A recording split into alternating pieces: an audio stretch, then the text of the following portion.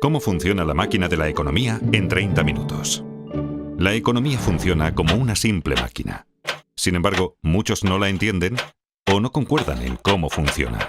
Y eso ha llevado a mucho sufrimiento económico en vano. Siento una profunda obligación de compartir mi plantilla económica, sencilla pero práctica. Aunque no es convencional, me ayudó a predecir y eludir la crisis financiera mundial. Y me sirve bien ya hace más de 30 años. Comencemos. Aunque la economía puede parecer compleja, funciona en forma simple y mecánica. Consta de unas pocas piezas simples y muchas transacciones simples que se repiten una y otra vez innumerables veces. Estas transacciones son impulsadas más que nada por la naturaleza humana y crean tres fuerzas principales que mueven la economía. 1. Incremento de la productividad. 2. El ciclo de deudas a corto plazo. 3. El ciclo de deudas a largo plazo. Veremos estas tres fuerzas y cómo al superponerlas una a la otra, creamos una buena plantilla para seguir los movimientos económicos y comprender qué está ocurriendo. Comencemos por la parte más simple de la economía. Transacciones. Una economía es simplemente la suma de las transacciones que la componen. Y una transacción es algo muy sencillo. Todo el tiempo hacemos transacciones. Cada vez que compramos algo, creamos una transacción. Cada transacción consiste en un comprador que canjea dinero o crédito a un vendedor por mercancías, servicios o activos financieros. El crédito se gasta como el dinero. De modo que sumando el dinero gastado al crédito gastado, sabemos el gasto total. El gasto total impulsa la economía. Si dividimos la suma gastada por la cantidad vendida, obtenemos el precio. Y eso es todo. Esto es una transacción. Es el pilar de la máquina de la economía. Los ciclos y fuerzas de una economía son impulsados por transacciones. Así que si entendemos las transacciones, entendemos toda la economía. Un mercado consta de todos los compradores y todos los vendedores que realizan transacciones con lo mismo. Por ejemplo, hay un mercado del trigo, un mercado de coches, un mercado de valores y mercados para millones de cosas. Una economía consta de todas las transacciones en todos sus mercados.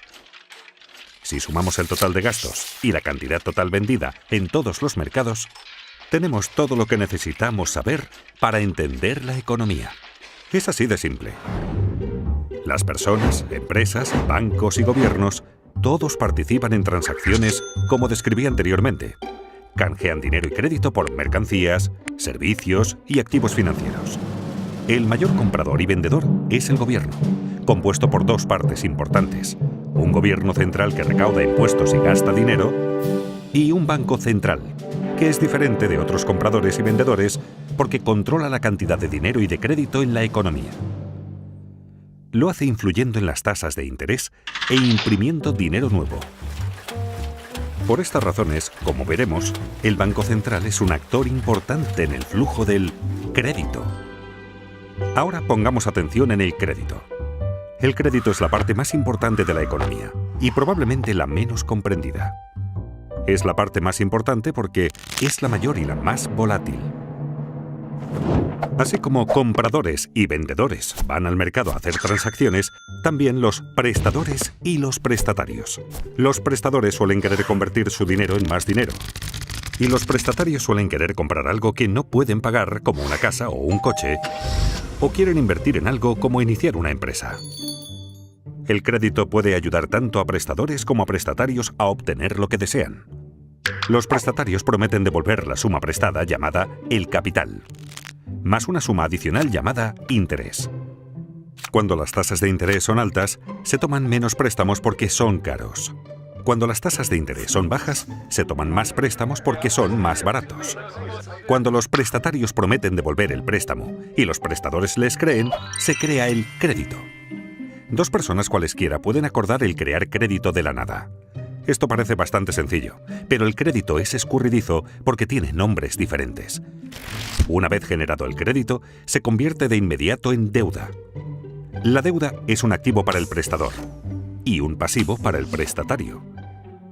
En el futuro, cuando el prestatario devuelva el préstamo con intereses, activo y pasivo desaparecerán y la transacción queda saldada. Entonces, ¿por qué es el crédito tan importante? Porque cuando un prestatario obtiene crédito, puede aumentar sus gastos. Y hay que recordar, el gasto impulsa la economía. Eso es porque el gasto de una persona es el ingreso de otra persona. Pensemos que cada dólar que gastamos, alguien lo gana. Y cada dólar que ganamos fue gastado por alguien. Así que cuando gastamos más, alguien gana más. Cuando los ingresos de alguien aumentan, los prestadores están más dispuestos a prestarle dinero porque ahora es más digno de crédito. Un prestatario digno de crédito tiene dos cosas: la capacidad de devolver el préstamo y un aval. Tener ingresos altos comparados con la deuda le permite devolver dinero. En caso de no poder hacerlo, tiene activos valiosos como aval que pueden venderse. Esto hace que los prestadores se sientan cómodos al prestarle dinero. Así, mayores ingresos permiten tomar más préstamos, que a su vez permiten mayores gastos. Y como los gastos de una persona son los ingresos de otra, esto lleva más préstamos y así sucesivamente. Esta conducta se realimenta y conduce al crecimiento económico. Y por eso tenemos ciclos. En una transacción hay que dar algo para obtener algo. Y cuánto obtenemos depende de cuánto producimos. Con el tiempo aprendemos y esos conocimientos acumulados elevan los niveles de vida. A esto lo llamamos crecimiento de la productividad.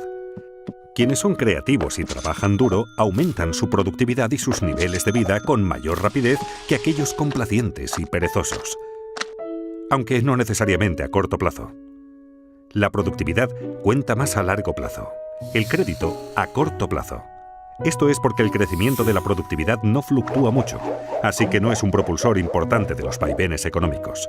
La deuda sí lo es, porque al adquirirla nos permite consumir más de lo que producimos, y nos obliga a consumir menos de lo que producimos cuando la reintegramos. Los vaivenes de la deuda siguen dos grandes ciclos. Uno de entre 5 a 8 años, y el otro de entre 75 a 100 años aproximadamente. Aunque la mayoría de la gente siente los vaivenes, habitualmente no los ve como ciclos porque los ve demasiado de cerca, día a día, semana a semana. En este capítulo daremos un paso atrás para ver estas tres grandes fuerzas y cómo interactúan para crear nuestras experiencias. Vimos que los vaivenes alrededor de la línea no surgen de cuánta innovación o trabajo arduo hay, sino sobre todo de cuánto crédito hay. Imaginemos por un momento una economía sin crédito. En esta economía solo puedo aumentar mis gastos si aumento mis ingresos, lo cual me exige ser más productivo y trabajar más. Una productividad mayor es el único camino hacia el crecimiento. Como mis gastos son los ingresos de otra persona, la economía crece cada vez que yo u otro cualquiera es más productivo. Si seguimos las transacciones y las mostramos, vemos una progresión como la línea de crecimiento de la productividad. Pero como tomamos préstamos, tenemos ciclos. Esto no surge de ninguna ley o reglamento, sino de la naturaleza humana y de cómo funciona el crédito. Pensemos en tomar préstamos como estirar los gastos hacia adelante. Para comprar algo que no podemos permitirnos, hay que gastar más de lo que se gana. Para ello, debemos tomar prestado de nuestro propio futuro. Así creamos un tiempo en el futuro en el que deberemos gastar menos de lo que ganamos para poder devolverlo. Muy rápidamente se asemeja a un ciclo. En esencia, cada préstamo que tomamos crea un ciclo. Esto es tan cierto para un individuo como para la economía. Por eso es tan importante entender el crédito, porque pone en marcha una serie de acontecimientos futuros, mecánicos y predecibles. Esto diferencia el crédito del dinero. El dinero es aquello con que saldamos transacciones. Cuando compramos una cerveza con efectivo, la transacción queda saldada de inmediato. En cambio, si la compramos con crédito, es como abrir una cuenta en el bar. Prometemos pagar en el futuro. Y junto al barman, creamos un activo y un pasivo. Acabamos de crear crédito de la nada. Solo más tarde, al pagar la cuenta del bar, desaparecen el activo y el pasivo. La deuda se esfuma y la transacción está saldada. En realidad, lo que la mayoría llama dinero es de hecho crédito. El total de crédito en Estados Unidos es de unos 50 millones de dólares, y el total del dinero circulante es de apenas unos 3 millones de millones. Recordemos, en una economía sin crédito, la única forma de gastar más es producir más. Pero en una economía con crédito, también podemos gastar más pidiendo préstamos. Como resultado, en una economía con crédito el gasto es mayor, permitiendo a los ingresos subir más rápido que la productividad a corto plazo, pero no a largo plazo. Ahora bien, no me malinterpreten. El crédito no es necesariamente algo malo que solo causa ciclos. Es malo cuando financia un exceso de consumo que no puede reembolsarse. Sin embargo, es bueno cuando asigna recursos con eficacia y produce ingresos que nos permiten devolver la deuda. Por ejemplo, si tomamos un préstamo para comprar una televisión grande, el aparato no genera ingresos para que devolvamos lo prestado. Pero si tomamos un préstamo para comprar un tractor y así poder cosechar mayores cultivos y ganar más dinero, podremos devolver lo prestado y mejorar nuestro nivel de vida. En una economía con crédito, podemos seguir las transacciones y ver cómo el crédito genera crecimiento. Veamos un ejemplo. Imaginemos que ganamos $100.000 anuales y no tenemos deuda alguna. Entonces, si nos prestan $10.000, supongamos que en una tarjeta de crédito podríamos gastar $110.000, aunque en realidad solo ganamos $100.000. Como mis gastos son los ingresos de otro, alguien está ganando $110.000. La persona que está ganando $110.000 sin tener deuda alguna puede tomar prestados $11.000 y así gastar $121.000, aunque en realidad solo ganó $110.000. Sus gastos son los ingresos de otro, y siguiendo las transacciones podemos comenzar a ver cómo este proceso sigue una pauta que se refuerza a sí misma. Pero recordemos, tomar préstamos crea ciclos, y si el ciclo sube, en algún momento deberá bajar. Esto nos lleva al ciclo de deuda a corto plazo. Cuando aumenta la actividad económica vemos una expansión, la primera fase del ciclo de deudas a corto plazo. El gasto sigue creciendo y los precios comienzan a subir. Esto ocurre porque el mayor gasto es alimentado por el crédito, que puede crearse instantáneamente de la nada. Cuando el gasto y el ingreso aumenta más rápido que la producción de bienes, los precios suben. La subida de precios se llama inflación. El Banco Central no desea demasiada inflación porque causa problemas. Al ver que los precios suben, el banco sube las tasas de interés. Con tasas de interés más altas, menos personas pueden permitirse tomar préstamos y el coste de las deudas existentes sube. Por ejemplo, suben los pagos mensuales de nuestras tarjetas de crédito. Como la gente toma menos prestado y tiene que pagar más por sus deudas, tienen menos dinero disponible para gastar y el gasto se ralentiza. Y como los gastos de una persona son los ingresos de otra, los ingresos bajan y así sucesivamente. Cuando la gente gasta menos, los precios bajan. Eso se llama deflación. La actividad económica disminuye y tenemos una recesión.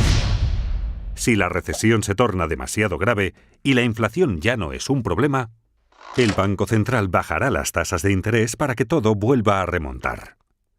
Con tasas de interés bajas, los reintegros de las deudas se reducen, se toma más prestado y se gasta más, y vemos otra expansión. Como vemos, la economía funciona como una máquina. En el ciclo de deuda a corto plazo, el gasto se restringe solo por la voluntad de prestadores y prestatarios de dar y recibir crédito. Cuando el crédito se obtiene con facilidad, hay expansión económica. Cuando no se obtiene fácilmente, hay una recesión. Y atención, este ciclo es controlado en primer lugar por el Banco Central. El ciclo de deuda de corto plazo suele durar de 5 a 8 años y se repite una y otra vez durante décadas. Pero notarán que la parte inferior y la superior de cada ciclo terminan con mayor crecimiento que el ciclo anterior y con más deuda. ¿Por qué? Porque la gente lo empuja. Se inclina más a tomar préstamos y gastar que a pagar deudas. Es la naturaleza humana. Por eso mismo, a la larga, las deudas crecen más rápido que los ingresos, creando el ciclo de deudas a largo plazo. Aunque la gente está más endeudada, los prestadores dan crédito con mayor facilidad. ¿Por qué? porque todos consideran que las cosas van muy bien. La gente piensa solo en los acontecimientos recientes. ¿Y qué fue lo que ocurrió recientemente? Los ingresos subieron. Los valores de los activos suben. El mercado bursátil ruge. Es un boom. Conviene comprar mercancías, servicios y activos financieros con dinero prestado. Cuando la gente hace mucho de eso, le llamamos una burbuja. De modo que aunque las deudas hayan ido creciendo, los ingresos han crecido casi tan rápido como para compensarlas. A la relación entre deuda e ingresos la llamaré carga de la deuda. Mientras los ingresos sigan subiendo, la carga de la deuda se mantiene manejable. Simultáneamente, los valores de los activos suben vertiginosos. La gente toma préstamos gigantescos para comprar activos para inversión y hace que su precio suba aún más. La gente se siente rica. De modo que hasta con muchísima deuda acumulada, los ingresos y los activos en alza ayudan a los prestatarios a mantenerse dignos de crédito por mucho tiempo. Obviamente es algo que no puede continuar para siempre. Y no ocurre. Con las décadas, la carga de la deuda aumenta lentamente y crea reembolsos crecientes. Cuando estos reembolsos comienzan a crecer más rápido que los ingresos, obligan a la gente a recortar sus gastos. Y como los gastos de una persona son los ingresos de otra, los ingresos comienzan a bajar, lo que convierte a la gente en menos digna de crédito y reduce los préstamos tomados. Los pagos para saldar deudas continúan subiendo, haciendo que los gastos caigan más aún y el ciclo se invierta. Este es el cénit de la deuda a largo plazo. Las cargas de la deuda se han vuelto demasiado grandes. En Estados Unidos, Europa y buena parte del mundo, esto ocurrió en 2008. Ocurrió por la misma razón que en Japón en 1989 y en Estados Unidos en 1929. La economía comienza ahora a desapalancarse. En esta fase, la gente reduce el gasto, el ingreso baja, el crédito desaparece, los activos caen, los bancos sufren, las bolsas se desmoronan, las tensiones sociales aumentan y todo comienza a realimentarse en el sentido opuesto. A medida que caen los ingresos y suben los pagos por deudas, los prestatarios quedan restringidos. Ya sin derecho a crédito, sus créditos se agotan y ya no pueden tomar suficiente dinero prestado para saldar sus deudas. Desesperados, los prestatarios se ven obligados a vender activos. La fiebre de ventas inunda el mercado. Aquí es donde colapsa la bolsa. El mercado inmobiliario se hunde y a los bancos se les complican las cosas. Cuando los activos bajan de precio, bajan los valores de los avales de los prestatarios. Esto hace que los prestatarios merezcan aún menos crédito. La gente se siente pobre. El crédito desaparece rápidamente. Menos gasto, menos ingreso, menos riqueza, menos crédito, menos préstamos tomados y así sucesivamente. Es un círculo vicioso. Se asemeja a una recesión, pero la diferencia aquí es que no se pueden bajar las tasas de interés para salvar la situación. En una recesión, la baja de tasas estimula la toma de préstamos. Pero en un desapalancamiento, bajar las tasas no sirve, pues las tasas de interés ya están bajas y llegan pronto al 0%. Así que se acaba el estímulo. Las tasas de interés en Estados Unidos llegaron al 0% durante el desapalancamiento de la década de 1930 y nuevamente en 2008. La diferencia entre una recesión y un desapalancamiento es que en este, la carga de la deuda sobre los prestatarios creció demasiado y no pudo aliviarse bajando las tasas de interés. Los prestadores comprenden que deudas tan excesivas no pueden ser devueltas totalmente. Los prestatarios perdieron su capacidad de pagar y sus avales perdieron valor. Se sienten paralizados por la deuda y ya no quieren más. Los prestadores dejan de prestar. Los prestatarios dejan de tomar prestado.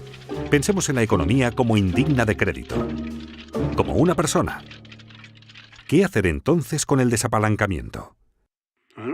El problema es que las cargas de las deudas son muy altas y deben bajar. Hay 4 formas en que esto puede ocurrir. 1. Personas, empresas y gobiernos recortan sus gastos. 2. Se reducen las deudas mediante moratorias y reestructuras. 3. La riqueza se redistribuye de los que tienen a los que no tienen. 4. El Banco Central imprime dinero nuevo. Estas 4 formas ocurrieron en cada desapalancamiento de la historia moderna. Es habitual recortar primero los gastos. Como vimos, personas, empresas, bancos y hasta gobiernos se ajustan el cinturón y recortan gastos para poder pagar sus deudas. Esto se llama con frecuencia austeridad.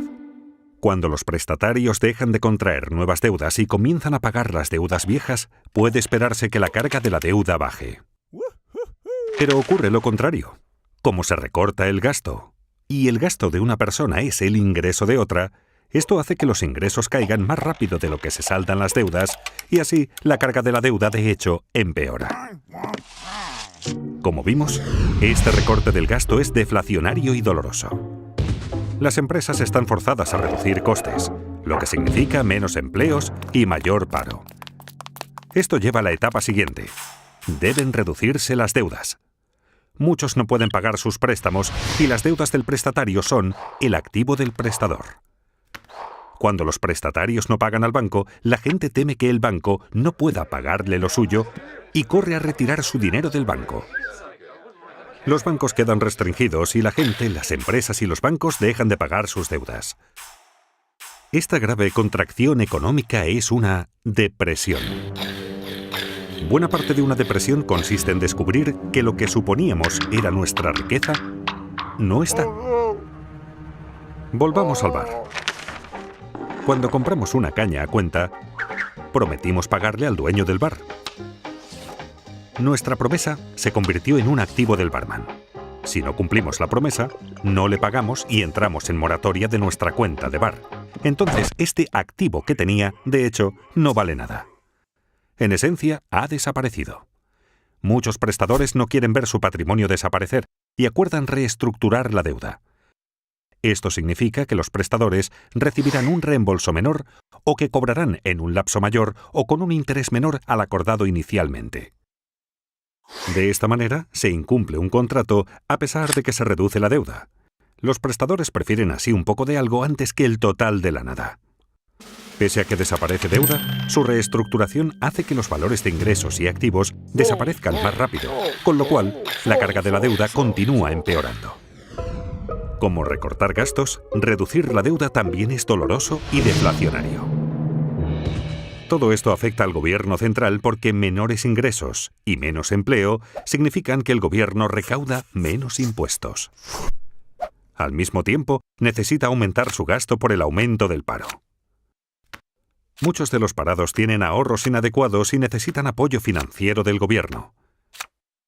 Además, los gobiernos crean planes de incentivos y aumentan sus gastos para compensar la baja de la economía. Los déficits presupuestarios gubernamentales crecen explosivamente durante un desapalancamiento porque gastan más de lo recaudado por impuestos. Eso es lo que está ocurriendo cuando oímos sobre el déficit en los noticiarios.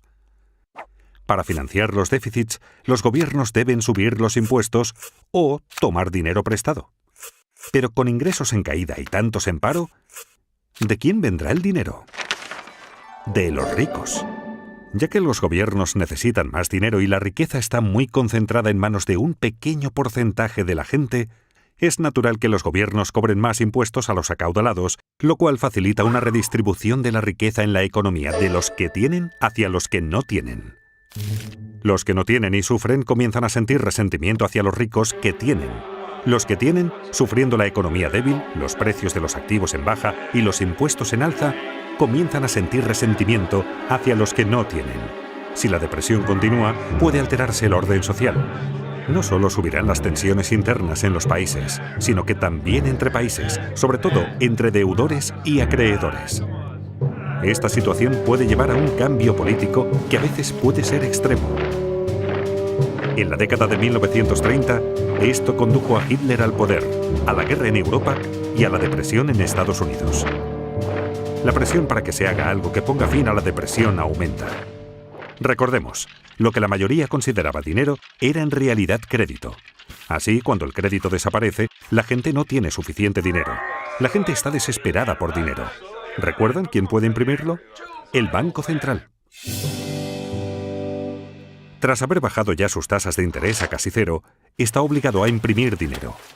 A diferencia del recorte de gastos, la reducción de la deuda y la redistribución de riquezas, la impresión de dinero es inflacionaria y estimulante. Inevitablemente, el Banco Central imprime dinero nuevo de la nada, que usa para comprar activos financieros y bonos del gobierno. Ocurrió en Estados Unidos durante la Gran Depresión y nuevamente en 2008, cuando su Banco Central, la Reserva Federal, imprimió más de 2 millones de dólares. Otros bancos centrales del mundo que podían también imprimieron mucho dinero. Comprar activos financieros con este dinero ayuda a elevar los precios de los activos, volviendo a la gente más digna de crédito. Pero esto ayuda solo a los que tienen activos financieros. Y es que el Banco Central puede imprimir dinero, pero solo puede comprar activos financieros. El Gobierno Central, por su parte, puede comprar bienes y servicios y pasar dinero a la gente, pero no puede imprimir dinero. Así que para estimular la economía, los dos deben cooperar. Comprando bonos del gobierno, el Banco Central en esencia presta dinero al gobierno, permitiéndole mantener un déficit y aumentar el gasto en bienes y servicios mediante sus programas de incentivos y de seguros de paro. Esto aumenta los ingresos de la gente, así como la deuda del gobierno. Sin embargo, reducirá la carga total de la deuda en la economía. Este es un momento de gran riesgo. Quienes formulan las políticas deben equilibrar las 4 formas en que se reduce la carga de la deuda. Las formas deflacionarias deben equilibrar a las inflacionarias para mantener la estabilidad. Si se equilibran correctamente, puede producirse un desapalancamiento hermoso. Y es que un desapalancamiento puede ser feo o hermoso. ¿Cómo puede ser hermoso? Aunque un desapalancamiento es una situación difícil, manejar óptimamente una situación difícil es algo hermoso. Mucho más bello que los excesos desequilibrados y alimentados con deuda de la fase de apalancamiento. En un desapalancamiento hermoso, las deudas disminuyen respecto de los ingresos. El crecimiento económico real es positivo y la inflación no es un problema. Se obtiene con el equilibrio correcto. El equilibrio correcto exige cierta mezcla de recorte de gastos, reducción de la deuda, transferencia de riquezas e impresión de dinero para mantener la estabilidad económica y social. La gente pregunta si la impresión de dinero causará inflación. No, si compensa el crédito que cae. Recordemos, el gasto es lo que importa. $1 de gastos pagado con dinero afecta a los precios igual que $1 de gastos pagado con crédito. Imprimiendo dinero, el Banco Central puede compensar la desaparición de crédito con un aumento de la cantidad de dinero. Para cambiar esta situación, el Banco Central necesita no solo fomentar el crecimiento de los ingresos, sino lograr que la tasa de crecimiento del ingreso supere la tasa de interés sobre la deuda acumulada. ¿Qué quiero decir con ello? En esencia, los ingresos deben crecer más rápido que las deudas.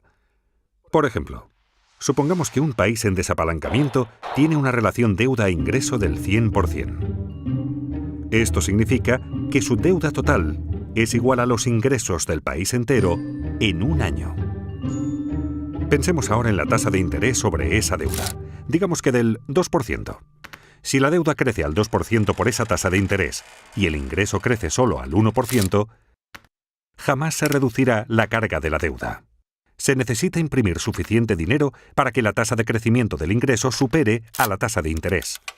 No obstante, es fácil abusar de la impresión de dinero por ser tan fácil y porque la gente la prefiere a las alternativas. La clave es evitar imprimir demasiado dinero y provocar una inflación inaceptablemente alta, como hizo Alemania en el desapalancamiento de la década de 1920. Si los responsables logran el equilibrio correcto, un desapalancamiento no es tan dramático. El crecimiento es lento, pero las cargas de la deuda bajan. Así es un desapalancamiento hermoso. Con los ingresos en alza, los prestatarios comienzan a parecer más dignos de crédito. Y cuando esto ocurre, los prestadores vuelven a prestar. Las cargas de las deudas comienzan por fin a bajar. Al poder tomar préstamos, la gente puede gastar más. La economía comienza ahora a crecer nuevamente hacia la fase de reflación del ciclo de deudas a largo plazo. Aunque el desapalancamiento puede ser horrible si se maneja mal, cuando se maneja adecuadamente, solucionará el problema. Lleva unos 10 años o más el que las cargas bajen y la actividad económica retorne a la normalidad. Y de ahí la expresión década perdida. En conclusión, por supuesto, la economía es un poco más compleja de lo que esta plantilla sugiere. Pero superponiendo el ciclo de deuda a corto plazo al de deuda a largo plazo, y a ambos encima de la línea de crecimiento de la productividad, obtenemos un modelo razonable para ver dónde hemos estado, dónde estamos y hacia dónde es probable que vayamos. En resumen, hay 3 reglas prácticas que me gustaría que les quedaran de esta charla. La primera, que la deuda no crezca más rápido que los ingresos, porque las cargas de la deuda terminarán aplastándonos. La segunda, que los ingresos no crezcan más rápido que la productividad, porque eso nos hará no competitivos.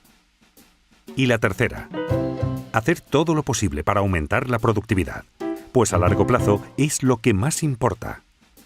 Son consejos sencillos para todos, incluidos los responsables de políticas. Sorprendentemente, la mayoría de la gente, y también de los responsables de políticas, no presta atención suficiente a esto. Esta plantilla ha funcionado en mi caso, y espero que funcione en el vuestro. Muchas gracias.